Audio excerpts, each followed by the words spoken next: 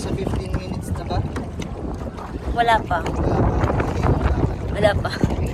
Sabi sa inyo, mali kasi minsan yung briefing ng ibang Oo nga. Hindi na umabot ang 15 minutes kasi maano na masyado, di ba? Ma'am, marami na yung post na tinuro ko sa inyo ha. Ito kasi ma'am, minsan may mga foreigner na nagtitake ng pictorial talaga.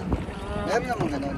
Pero yung pictorial lang talaga kasi namin ma'am, is 5 to 10 minutes lang talaga yan. Kahit kami ma'am ng mga nagbi-briefing dyan, ng mga direct ko kaya, 5 to 10 minutes lang po talaga. Kasi ho, hindi nga ho kami professional or sobrang galing na umaabot ng ganun.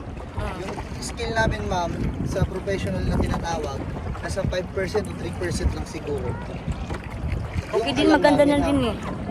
Kaya nga 'di ba, kaya nga sumikat 'to, 'di ba, kasi sa performance niya sa pag-take niya ng picture. Yes. Pero hindi naman talaga kasi lahat ma'am marunong mag-picture.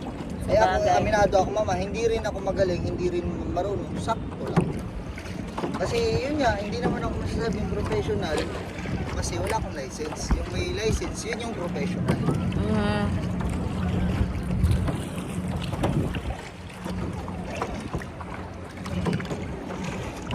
Kung nakatagilid lang ma'am yung ulitin natin. Opo.